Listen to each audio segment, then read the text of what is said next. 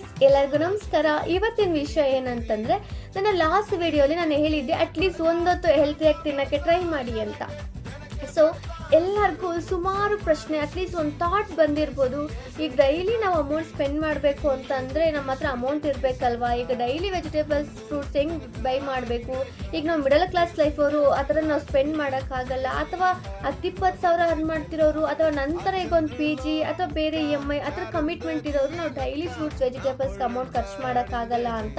And ಇನ್ನು ಕೆಲವರು ಇವತ್ತು ನಾವು ಹೆಲ್ತಿ ಲೈಫ್ ಸ್ಟೈಲ್ ಮಾಡ್ಕೋಬೇಕಂದ್ರೆ ತುಂಬ ಜನ ಹೇಳೋದೆ ಜಿಮ್ಗೆ ಹೋಗಿ ಪ್ರೋಟೀನ್ಸ್ ತೊಗೊಳ್ಳಿ, ದಪ್ಪ ಆಗ್ತೀರಾ, ಅಥವಾ ನೀವು ಒಂದು ಸ್ಕಿನ್ ಕೇರ್ ಪ್ರಾಡಕ್ಟ್ಸ್ ಆ ಪ್ರಾಡಕ್ಟ್ ಈ ಪ್ರಾಡಕ್ಟ್ ಯೂಸ್ ಮಾಡಿ ಎಲ್ಲ ಸರಿ ಹೋಗುತ್ತೆ ಅಂತ. ನೋ, ಫಸ್ಟ್ ಬೇಸಿಕ್ ಥಿಂಗ್ ಏನು ಅಂತಂದರೆ, ನೀವು ಹೊರಗಡೆ ತಿನ್ನೋದನ್ನು ಸ್ಟಾಪ್ ಮಾಡಿದ್ರೆ ಮುಂದೊಂದು ದಿನ ನೀವು ಮೆಡಿಸಿನ್ಸ್ ತೊಗೊಳ್ಳೋ ನೆಸೆಸಿಟಿ ಇರಲ್ಲ, ಸ್ಕಿನ್ ಕೇರ್ ಪ್ರಾಡಕ್ಟ್ಸ್ ಬೈ ಮಾಡೋ ನೆಸೆಸಿಟಿನೂ ಇರಲ್ಲ, ಅಥವಾ ನಿಮಗೆ ಪ್ರೋಟೀನ್ ಅದು ಇದು ಅಂತ ಯಾವುದೂ ನೆಸೆಸಿಟಿ ಇಲ್ಲ.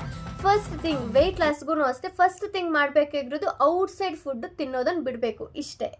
ಸೊ ಇದು ನನ್ನ ಕಡೆಯಿಂದ ಒಂದು ಸ್ಮಾಲ್ ವಿಷಯ. ಮತ್ತು ನಾಳೆ ಸಿಗುವ. ಬಾಯ್.